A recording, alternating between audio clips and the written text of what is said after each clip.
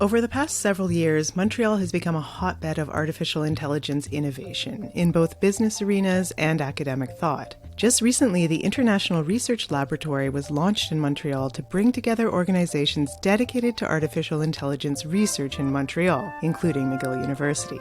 That illustrates one of the reasons AI is thriving in Montreal, because of how valuable fundamental research and thought leadership is for understanding how AI's numerous applications play out in the wider world, from analyzing healthcare data to implementing prescriptive AI as the future of data-driven decision-making.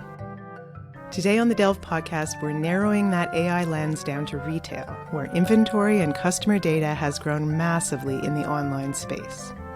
Welcome to the Delve podcast. I'm your host for this episode, Robin Fadden. On this episode, I talk with Desautels Professor Maxime Cohen about demystifying predictive data analytics, so retailers can use that for operational decision-making and to boost revenue. In his recent book, Demand Prediction in Retail, A Practical Guide to Leverage Data and Predictive Analytics, which was published by Springer this year, he and his co-authors, Paul-Emile Gras, Arthur Pentecost, and Renyu Zhang, provide a detailed guide for data scientists and students of business analytics. But the book also offers business insights to a wider audience. The information in the book points to something essential for all retailers today: how to leverage their historical data to predict future demand for their products. Welcome to the Delve podcast, Professor Cohen. Hi, Robin. Thank you very much for having me today. We really hope that this book will help many retailers to do a better job at predicting demand and leveraging data in order to improve demand prediction. To set the stage for our conversation, could you outline the current state of data analytics use in retail operations management? Definitely leveraging data analytics in the retail world is becoming more and more common and trendy. And what is interesting, it's common for many types of different retailers. For example, from the smaller retailer all the way to the large corporation. It can be across different verticals, like think about fashion, think about electronics, think about supermarkets, convenience stores. And also, it's been applied both for online retail as well as for brick and mortar store. Most of those retailers started collecting and storing some data. And the goal of analytics is to try to leverage this data and try to inform decisions and to use the richness in that data to improve operational decisions for the business. And that data could come from customers, it could come from warehouses, it could come from all aspects of the organization. Exactly. The goal is to capture data from every single key stakeholder of the company, so of course the customers, but it can also come from suppliers, from distributors, and so on and so forth. You really want to get kind of a 360 view of your operations through a data lens. Where does using predictive analytics fit into the grand scheme of how data analytics is applied for business purposes today? Yeah, that's a great question. So what I like to say about this topic is in data analytics and AI, which stands for artificial intelligence, there are three levels of maturity. The first level is called descriptive analytics or descriptive AI. And there the goal is to answer the question of what happened in the past. You want to use the data, try to understand what happened, try to understand key interesting patterns and trends, and identify customer segments, for example. The second level of maturity is predictive analytics or predictive AI. And there you try to answer the question of what will happen in the future. So you want to use past data to predict the future. And the biggest use case in that one is demand prediction in retail, which is a topic of the book, where you want to use the data from the past to predict the future demand of specific products at specific prices. And the third level of maturity is prescriptive analytics or prescriptive AI. And here the goal is to answer the question of how can I make optimal decisions in the future. So now we're talking about prescriptions, we're talking about recommendations, taking some actions, trying to answer the question of how to decide key important decisions for my own business. Of course, this is a golden standard. You want to reach a third level of maturity, but different retailers have reached different levels. Why should retail businesses be using predictive data analysis at this point, and how common is it? It's very important to nail down the second level of maturity, the predictive analytics, before moving to prescriptive, because any prescriptive will need first to have a good predictive foundations. And that's why we spend a lot of time on the book to spend and to try to see how retailers retailers can leverage data to predict demand. It's going to highly depend on the company, on the country, on the size of the company, and the appetite of the company to become more data-driven and technology-driven. Now, of course, smaller retailers have limited infrastructure and limited investments that they can put in that space, and therefore they'll be a little bit more limited. And larger companies have already very good system, very large infrastructure where they already are doing a lot of predictive analytics. What is interesting in the last few years, if you were asking me the same question 5 years ago, I will tell you it's not that very common for retailers to use predictive analytics, but because of the pandemic, it somewhat gave a wake-up call for retailers to start collecting more data and try to find ways to monetize this data, to leverage this data to improve operational decisions in order to make more profits.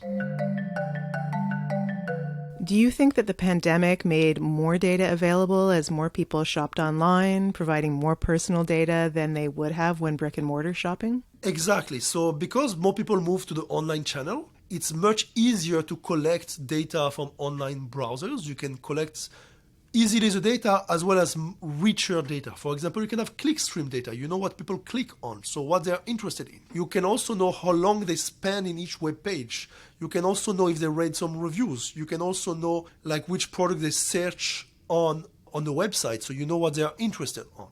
So that's definitely one way. Another way is because there is a lot of retailers starting opening new online stores. So with this online store, it provides an opportunity to collect data. And therefore, like a lot of retailers have recently moved to collecting more data. And now they need to figure out what they're going to do with that data. That's the next step. Like once you have the data, you store it, you collect it. And the next question is how can you use it in a smart way to improve decisions? And in particular, in the book, we look at how retailers can use the data to predict demand. So you can ask why it's important for predicting demand. Predicting demand is very important because it can guide many tactical and strategic decisions. For example, inventory management. You want to manage your inventory and your replenishment strategy, how much to purchase from each of the products on the shelves, how much to have in the warehouse. And when you do demand prediction, at an accurate level, you can make better inventory decisions. Another big decision is pricing and promotions. Pricing and promotions also depend on how well you are able to predict the demand. So predicting the demand can really help guide many decisions: inventory, supply chain, pricing and promotion, procurement, fulfillment, and so on and so forth. Again, every aspect of the organization. In writing your guide to demand prediction in retail, what was your approach to demystifying data science and algorithms for a wider audience that includes retail decision makers so that they could better understand their organization's needs? Yeah, no, that's a great question. So I'm teaching several courses at McGill University on AI and analytics, and I'm always looking to find some case studies where we can use real-world interesting problems that are data-driven and try to help use the data to improve operational decisions. And then when I was talking to many retailers, I kind of got to the conclusion that predicting demand was one of the most important use cases. So we tried to write a case study based on demand prediction. And we saw actually that the case study, to make it end-to-end, that was kind of the goal of this book, is to make the entire process from beginning to end, from collecting the data, which data to collect, how to aggregate it, how to clean it, how to make sure to visualize the data, to understand the data, the patterns in the data, all the way to evaluate and test the demand prediction accuracy and try to understand what is a good method. We really cover everything in the book. It's more of a technical book, targeted to data scientists and retailers who want to become more embracing data-driven practices. And there what we're trying, as you say, is to demystify how to leverage predictive analytics for demand prediction in retail. And we cover the entire process from beginning to end by going step by step. Each chapter is covering one of the steps. And for each step, we illustrate the step by providing the snippets of the programming code that one can do in order to replicate the code.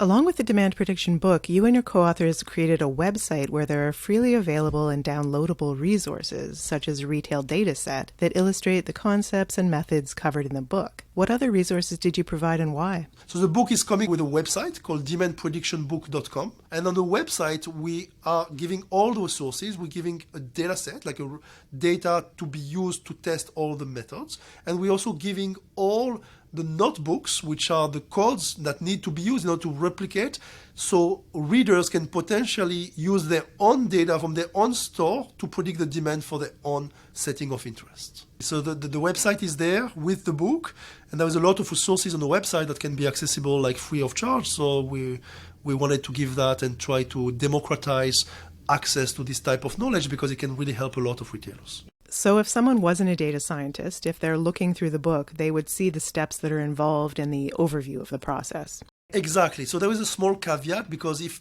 someone is not really like trained in data and statistics, it will be a little bit hard to grasp and apply that book.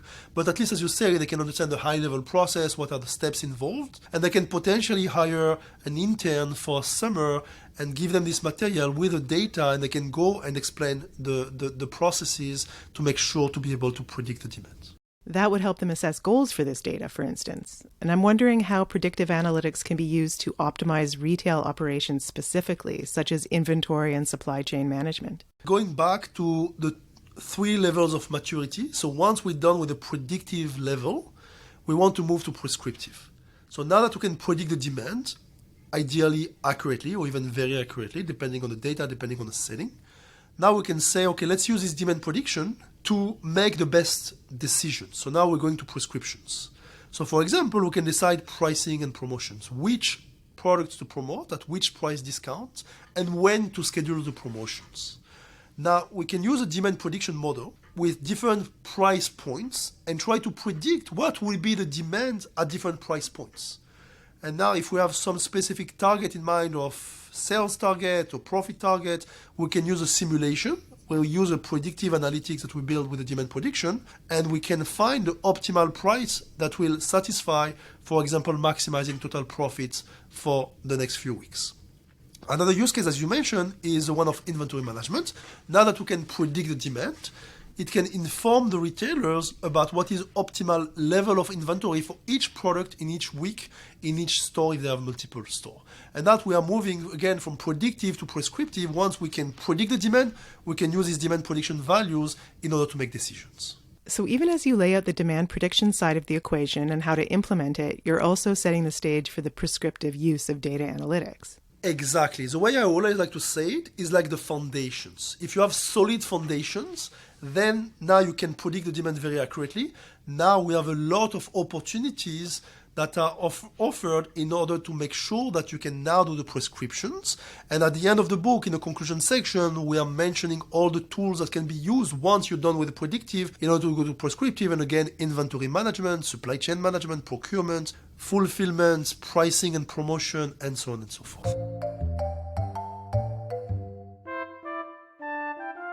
Now that we're wrapping our heads around predictive data analytics as a foundation, I'd like to know, what are the main business benefits of using data for prediction purposes? If you leverage data in a smart way and you can predict demand accurately, it means that you can do a better job at inventory management. Because if you know your demand, think about the extreme example where you know exactly perfectly the demand. You have a crystal ball. In that case, you're going to have the exact level of inventory that you need, not one extra, not one less than you need. And then you're going to have no waste, no stockouts, and that's perfect.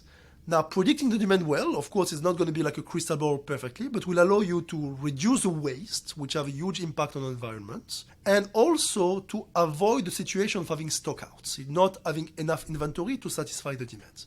We all know that stockouts are very bad for customers' reputation, for brand reputation. We don't want customers to come to the store and not finding their item of interest, but we also don't want to have excess inventory.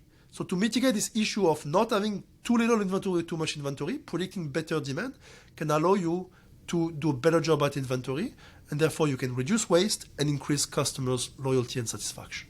It seems like it's kind of a no-brainer to decide to use AI in your inventory management, but some organizations aren't doing that. When do you think it will become the norm? A lot of retailers are using just, intuition and past experience, and they can do actually a pretty good job sometimes. Now, when you start having a lot of stores and a lot of products, even the most trained managers with decades of experience will not be able to do as well as a very good algorithm to predict the demand. Now, of course, there is also a cost, like you need to develop those algorithms, you need to store the data, there is a cost to ingest the data, to clean the data. So there is still a challenge to make sure that even small and medium enterprises that are more local, that have modest budgets for infrastructure and IT, that still cannot afford. That's why we're trying with this book to democratize a little bit the access by giving away all the codes, all the snippets of the notebooks in order to be able to reproduce it at a minimal cost. But I totally understand that there are still challenges. First of all, there is a cultural change. So typically like change management and convincing managers who have done their job for many years to trust a machine or an algorithm to do those type of jobs that were done by humans, there is a big challenge in terms of change management to convince the managers to be able to adopt those analytics techniques. And the second challenge, as we mentioned, is in terms of cost. Like it doesn't come for free, so we need to recruit data scientists. Those are hard to find, high salaries. You need also some cost for the data infrastructure. You need also some cost for making sure that the data is protected in a good environment. There is all privacy issues that you need to make sure that you satisfy your data. So there is a lot of hurdles and challenges, and that's why maybe it's not yet democratized the way I wish it was, and I hope in the future it's going to become more and more prevalent. And there are some data analysis tools that are being sold, certainly, but they're also putting data analytics in the hands of the organization, which could also be argued to be part of a wider democratization of access to data and analytics. That brings me to a question of data gathering. We know that most retailers are already collecting data in one form or another from several channels, online and offline. What kind of data is the right kind of data for retailers to predict demand? The first type of data, which is the most common and useful, is point of sales data. So point of sales data are just the transactions. So customers go to the store and they purchase several products. You need to know the transaction details. So you need to know which products were purchased, what are the characteristics or the attributes of that product. Maybe it was a t-shirt, what size, what color, what design. Then you have the price, and then you have the timestamp, at what time it was purchased. So that's called just point of sales or transaction data. That's the most basic and by far the most important to predict demand. The second one can potentially be customer attributes. If you go to the online channel in e-commerce, you can know some information about the customer. For example, past purchases. For example, if there is some type of login in a system, the customer will potentially have some private information that will be useful for predicting the demand. Another useful data sources is inventory data. If you have access to inventory data, that can definitely be also useful to predict the prices, the promotion, if there is marketing campaigns, email campaigns, or social media. At the end of the day, you need to ask yourself, what are the data that are somewhat correlated or that are helping me to inform demand information? And you can list all the data sources, and then you can try to collect as many as possible, of course, that are feasible and available, and then trying to join all those data sources in order to predict the demand. The last thing I want to say on that topic is there is obviously a lot of internal data from the company, but sometimes now it's very trendy to also leverage external data. So for example, you can have data from competitors or some type of aggregation of data per sector, per quarter for each geographical location. Another example of external data is Google Trends data. On Google Trends, you can see the keywords, and that can be very useful. A couple of more examples are news articles data. You can look at the words that are mentioned the most commonly in the news articles recently. That can also help. And the last example will be social media type of data. So a good summary is we start with internal data, and the biggest source is point of sales data, transactions. Of course, if you can add additional internal sources like email campaigns, promotions, inventory, cost data, and so on, that's fantastic. And the second type of data is more external. So we gave a couple of examples. For example, competitors or aggregators or social media or news article. Another good external data can be macroeconomics factor. Today there is a lot of inflation. The inflation can potentially be also accounted as a data to help us predict the demand for specific products. So then we bring in machine learning, and it takes that data and analyzes it. It can connect those marketing campaigns to who's buying what on what day, at what time, and what store, for instance. Exactly. So you want to build some machine learning algorithms that will be able to get all those data sources as inputs and then try to understand some hidden patterns of the demand and try to be able to predict the future demand by leveraging all those data sources from the past. And of course, that's part of the purpose of AI. A human could not do that, or it would take many, many, many, many, many years. It's even, I would say, impossible for a human brain to process so much information and to find all the hidden patterns and correlations between different type of features in order to be able to make accurate prediction. And that's why in that specific case of a demand prediction in retail, machine learning algorithms are very useful and have been very successfully applied to get very high prediction in demand. For data scientists, this book is a goldmine for a specific application of data analysis. How can it help retailers know when they should enter this level of data analysis? When they should hire a data scientist, or as you said, a summer intern or consultant who can take on this kind of project? How would a company know when the time is right? And is there a way to prepare and set goals for this level of analysis? Unfortunately, there is no one-size-fits-all type of answer. My advice is always to start with the pain points.